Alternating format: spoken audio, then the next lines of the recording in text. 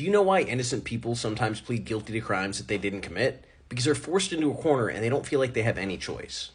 Sometimes it's individuals like Robert Davis, a local man who was locked in an interrogation room for hours and hours and hours and finally told if he would just admit to the crime that they would let him go home to see his mother. So exhausted and just wanting to go home, he admitted to the crime that he never committed. He was arrested and then spent the next 12 years in prison before his name was finally cleared, even though about 10 years before, the person who actually committed the crime said very clearly that Robert Davis had nothing to do with it.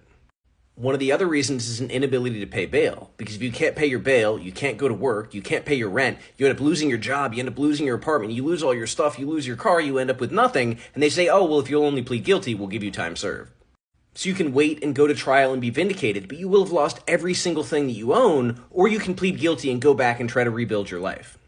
And imagine being forced to choose between starting over with absolutely nothing or pleading guilty to a crime you know you did not commit.